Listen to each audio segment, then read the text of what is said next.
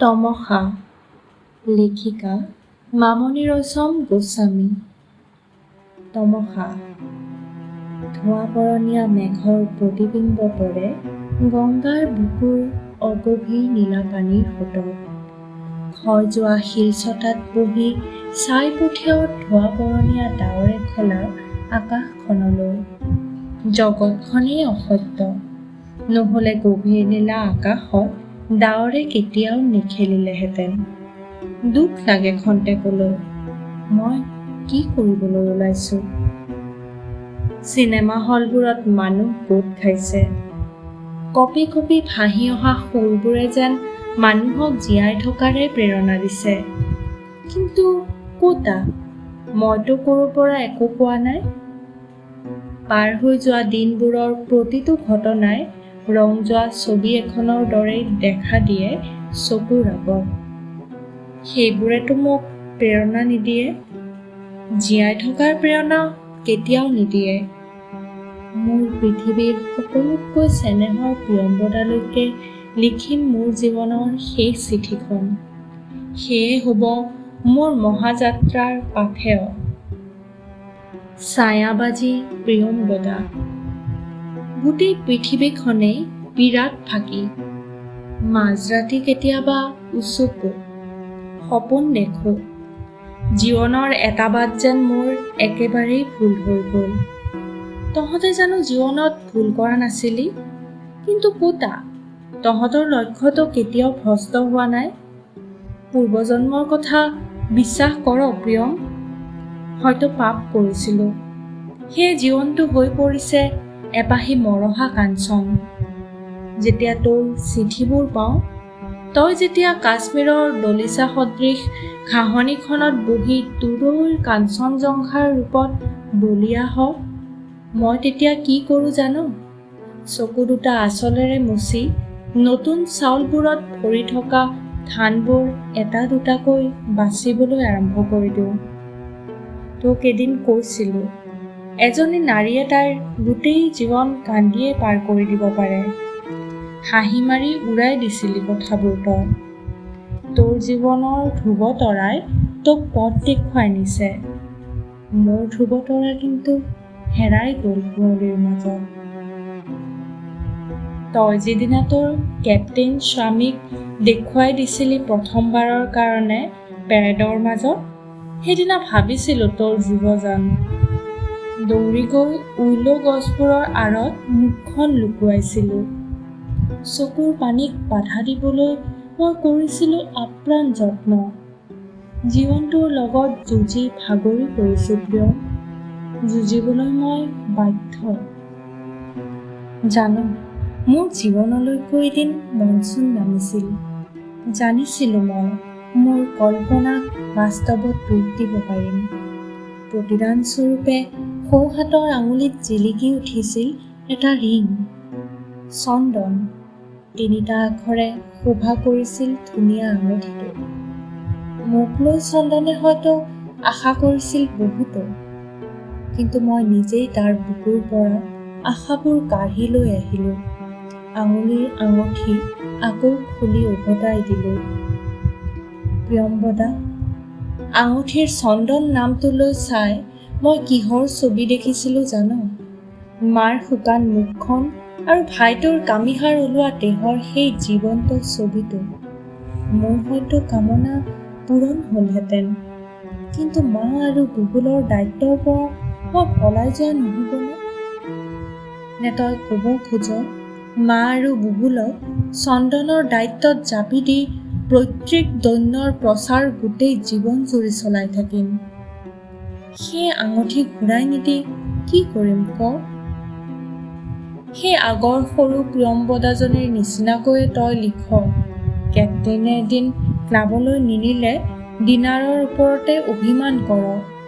তোৰ দুখবোৰ আৰু মোৰ নিচিনাকৈ জীয়াই থকা মানুহবোৰৰ দুখ, এই দুইখন পৃথিৱীৰ উপকূলৰ মাজত সেতু বান্ধিব নোৱাৰি। কোনেও নোৱাৰে কেতিয়াও। লেকৰ পাৰৰ সেই ফুলবোৰৰ আঁৰত বহি কথা পতা মনত পৰে প্ৰিয়ম?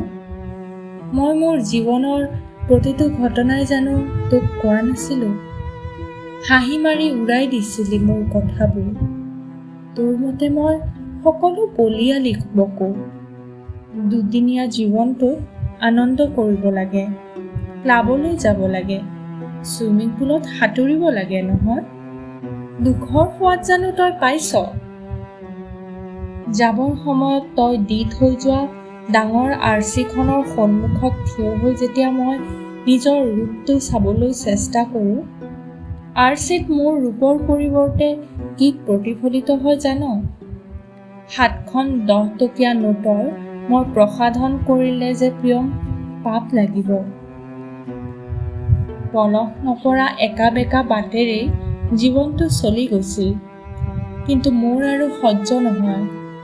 তই হয়তো কল্পনাই কৰিব নোৱাৰ, যেতিয়া বুবুলে পিছপিনৰ পৰা আহি লেনিয়াই কয়, বাইদেউ মোক তুমি নতুন কিতাপ কানি নিদিয়া।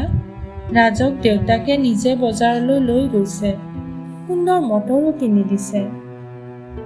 প্ৰিয়ম, তেতিয়া মোৰ বুকুত উঠে কিহবাৰ বাঁ মাৰুলি। ওলাই আহিব খোজা চকু পানী টোপাও যেন শুকাই যায়, কিন্তু কিবা এটা অবুজ পুলকো জাগে অন্তৰত। মনত এটা সংকল্প লওঁ, মই তাৰ একমাত্ৰ আশ্ৰয়, তাক মানুহ কৰিবই লাগিব। কিন্তু ইমানখিনিৰ মূৰতো সি যেতিয়া মৰি যায়, তেতিয়া কি হয় জান? জীৱনলৈ মমতা হেৰাই যায়। কেতিয়াবা খং উঠে কবিগুৰুৰ প্ৰতিও। তেওঁ গায়, মৰিতে চাহি না আমি সুন্দৰ ভুবনে, মানবেৰ মাঝে আমি বাঁচিবাৰে চাই। তেওঁ তেওঁৰ জীৱনটো সফল কৰিব পাৰিছিল কাৰণেহে গাইছিল। যিবিলাকে পৰা নাই সেইবিলাকে জানো মৰিতে চাহি না গাব? নেগায়, ময়ো নেগাওঁ।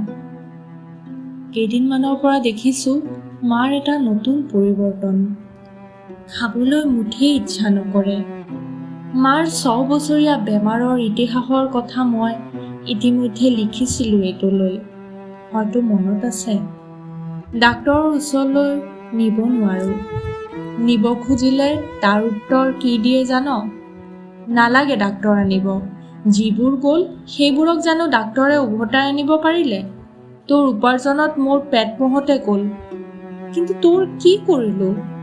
সংসাৰত জুই লাগি গৈছে, কোনে নুমাব সেই জুই? মই আৰু কি ক'ম প্ৰিয়ম্বদা? কিন্তু মাৰ কিবা এটা যেন আশা আছে। কেতিয়াবা চিঞৰে, তীৰ্থলৈ নিব লাগে। সেয়ে প্ৰিয়ম, তীৰ্থলৈ গুচি আহিলোঁ।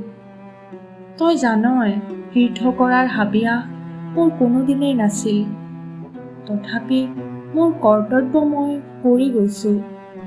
দুখীয়া মানুহে নাখায়ে জীয়াই থাকে জান প্ৰিয়ম্বদা, অন্ততঃ মা সেইদৰেই জীয়াই আছে। কেতিয়াবা চিঞৰে, তোক মই এনেকৈ এৰি যাওঁ কেনেকৈ? তোৰ কাৰণে যদি মই নিশ্চিন্ত হৈ চকু মুদিব পাৰিলোহেঁতেন। সাংসাৰিক জীৱনত মই প্ৰতিষ্ঠিত হোৱা চাবলৈ মা এইদৰে মৰিও জীয়াই আছে। মাক এই নিদাৰুণ যন্ত্ৰণাৰ পৰা উদ্ধাৰ কৰাৰ বাট কিনি মই বিচাৰি পালোঁ। মোৰ এই বাট তহঁতৰ কাৰণে হয়তো নিকৰুণ হ'ব পাৰে, কিন্তু মোৰ কাৰণে, বিশেষকৈ মাৰ কাৰণে, সেই এতিয়াতকৈও বেদনাদায়ক হ'বনে? মাৰ বেমাৰী বিচনাৰ আগত তই যদি এতিয়া 1 ছেকেণ্ডৰ বাবে থিয় দিলিহেঁতেন, তেতিয়া তোৰ আৰু মোৰ মতৰ মাজত হয়তো একো ব্যৱধানেই নাথাকিলেহেঁতেন। সেইকাৰণে মাৰ অন্তৰৰ সেই আশাকো পৈশাচিকভাৱে কাঢ়ি আনিবলৈ বাধ্য হ'লোঁ। মাৰ মৃত্যুৰ পথ চমুৱাই দিয়াৰ ইয়াতকৈ সহজ উপায় তই জানো ভাবি উলিয়াব পাৰিবি প্ৰিয়ম? কেইঘণ্টামানৰ মূৰত এইখন পৃথিৱীৰ পৰা বিদায় ল'ম। এতিয়া মই গংগাৰ পাৰৰ হেলনীয়া বেলিটোৰ ৰঙা পোহৰ লৈ বহি আছোঁ তোলৈ চিঠি লিখি। মা মুমূৰ্ষু অৱস্থাত, কাষত মামা। মই এই পৰিণতিৰ বাবে সাজু হৈয়ে মামাক লগত লৈ আহিছোঁ। পৰি আছে মা 20 টকীয়া ভাড়া ঘৰত।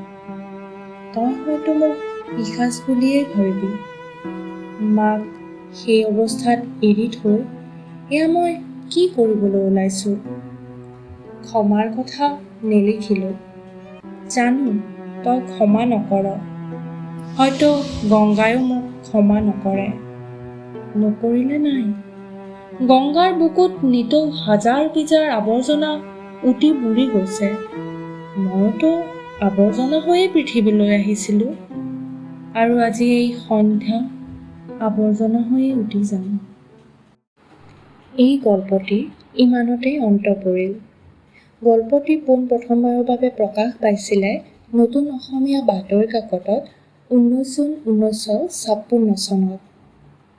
আজি ইমানতে সামৰণি মাৰিছোঁ। ধন্যবাদ।